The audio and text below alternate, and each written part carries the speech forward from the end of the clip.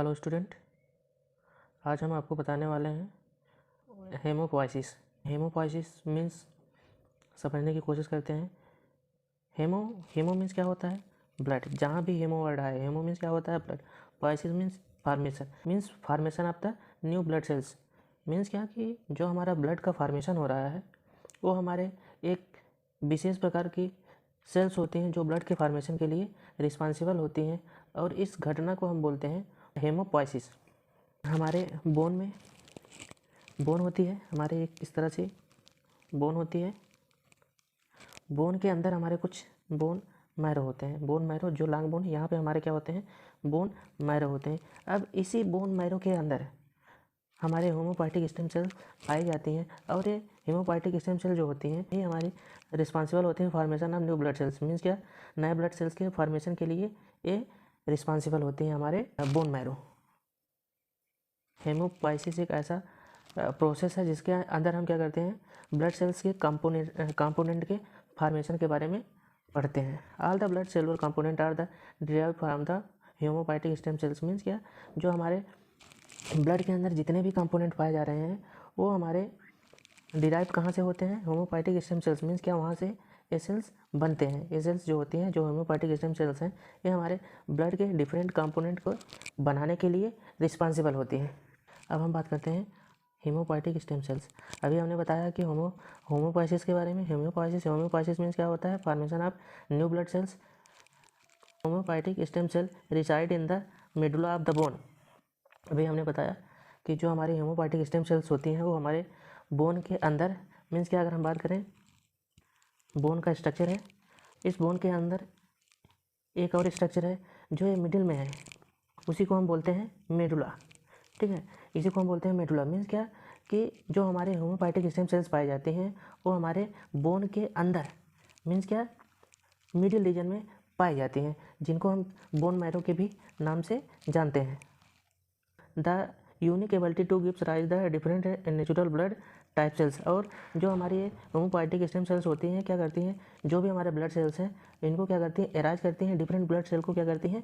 यहाँ पे फॉर्मेशन करने या एराइज करने के लिए रिस्पॉन्सिबल होती हैं। Hemopoietic stem cells self renewing cell. Means क्या? जो हमारे होमोपाइटिक स्टेम सेल्स होती हैं ये ऐसी सेल्स होती हैं जिनको हम बोलते हैं सेल्फ रिन्यूइंग सेल्स। मीन्स क्या? ऐसे सेल्स होती हैं, ये सेल्स अपने आप को खुद से क्या करती हैं? प्रिपेयर कर लेती हैं। मीन्स क्या? अगर ये डैमेज होने वाली होती हैं तो फिर ये दोबारा अपने आप को उसी फॉर्म में फिर से प्रिपेयर कर लेती हैं। अदर डाटल सेल्स, जो हमारे होमोपाइटिक स्टेम सेल्स की कुछ अदर डाटल सेल्स होती हैं जिसको हम क्या बोलते हैं?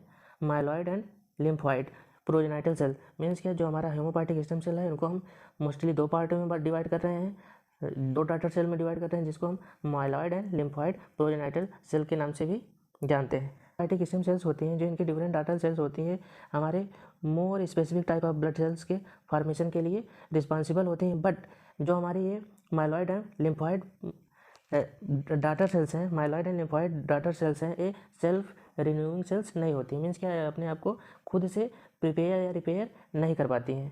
के अंदर डिफरेंट टाइप के ब्लड सेल्स होते हैं जो डिफरेंट ब्लड सेल्स जो आपके डिफरेंट ब्लड के सेल्स के फॉर्मेशन के लिए रिस्पॉन्सिबल होते हैं। पहला हमारा क्या है? Erythroid sales.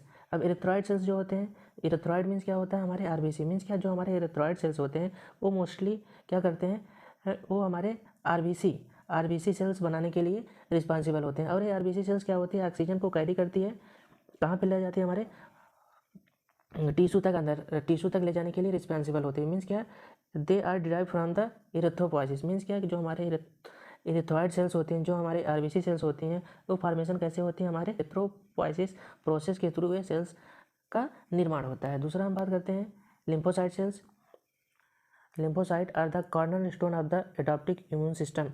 They are derive from the common lymphocyte progenitor cells. Means क्या? जो हमारे लिम्फोसाइट सेल्स होती हैं उनको हम एडॉप्टिक इम्यून सिस्टम के भी नाम से जानते हैं। उसके साथ साथ अगर हम बात करें इसको हम जो लिम्फॉइड सेल्स होती हैं उसको हम डिराइव कहाँ से करते हैं? प्रोजेनाइटल लिम्फोसाइट या लिम्फोइटिक प्रोजेनाइटल सेल से उसको हम ऑब्टेन करते हैं या वहाँ से बनती है। और ये जो होता है हमारी लिम्फोसाइट सेल्स होती है मोस्टली दो तरह के सेल्स के फॉर्मेशन के लिए रिस्पॉन्सिबल होते हैं। पहला हमारा टी सेल्स होता है, दूसरा हमारा बी सेल्स होता है। ये हमारे part of the white blood cells के पार्ट है। ये बात करते हैं myelocyte which are include the granulocyte, जैसे हम बात करें megakaryocytes and microphages are the common myeloid progenitors. Means क्या, जो हमारे माइलोसाइट सेल्स होते हैं जिसमें हमारे डिफरेंट सेल्स आते हैं, granulocyte, microcyte and megakaryocytes and microphages. ये सेल्स हमारे डिराइव्ड कहाँ से होते हैं? माइलॉइड प्रोजेनेटर सेल से।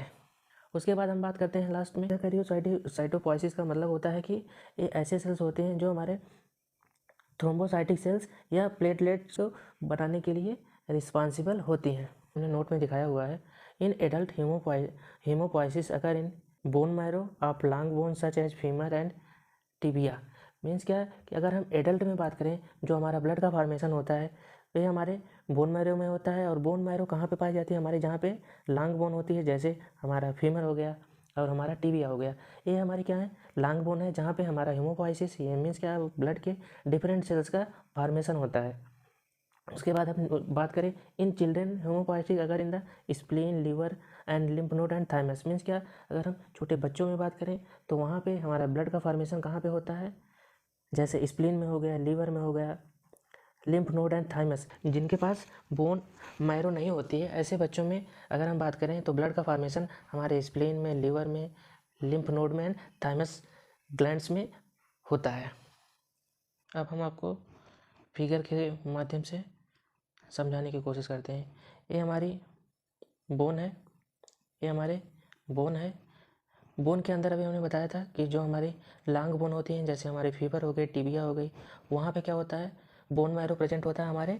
हमने अभी बताया था इस तरह की, हम इसको अगर सेक्शन करके देखेंगे, इस तरह से अगर हम सेक्शन काटेंगे तो हमने बताया जो हमारे बोन मैरो होती है वो हमारे यहाँ पे मिडिल में पाई जाती है, जिसको हम क्या बोलते हैं? मेडुला बोलते हैं। हमारी बोन मैरो होती है वो हमारे बोन्स के मिड पार्ट में, इस वाले रीजन पे पाई जाती है। अब हमने बताया कि बोन मैरो में ही हमारे कुछ हेमोपाइटिक स्टेम सेल्स पाई जाती है। ये हमारा बोन मैरो है, ये बोन मैरो के अंदर हमारे हेमोपाइटिक स्टेम सेल्स पाए जा रहे हैं। अब ये हेमोपाइटिक स्टेम सेल्स दो तरह के सेल्स का फॉर्मेशन करती हैं। पहले सेल्स जो होती है उसको हम माइलॉइड प्रोजेनाइटर सेल्स बोलते हैं। दूसरी सेल हमने बताया था दो डाटर सेल्स, दूसरी सेल्स हमने बताया था लिम्फॉइड प्रोजेनाइटर सेल्स। मीन्स क्या, होमोपाइटिक स्टेम सेल्स की दो डाटर सेल्स होती हैं। पहला होता है माइलॉइड प्रोजेनाइटर सेल्स, दूसरा हमारे लिम्फॉइड प्रोजेनाइटर सेल्स होते हैं। मीन्स क्या, उसके बाद हम बात करें जो हमारे माइलॉइड प्रोजेनेटर सेल्स होते हैं वो हमारे डिफरेंट तरह के सेल्स का फॉर्मेशन करते हैं। जैसे अगर हम पहले बात करें तो हमारे मेगाकैरियोसाइट्स का फॉर्मेशन करती है। अब ये मेगाकैरियोसाइट्स क्या होती हैं?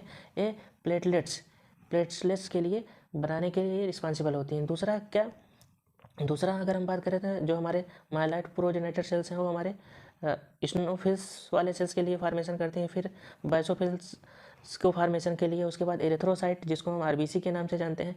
उसके बाद फिर मोनोसाइट्स, लास्ट में हमें न्यूट्रोफिल्स के फॉर्मेशन के लिए रिस्पॉन्सिबल होते हैं। और मोनोसाइट्स की हम बात करें तो मोनोसाइट्स हमारे दो तरह के सेल्स के फॉर्मेशन करते हैं, जिसको हम डेंड्रॉइड सेल्स बोलते हैं एंड माइक्रोफेजेज बोलते हैं।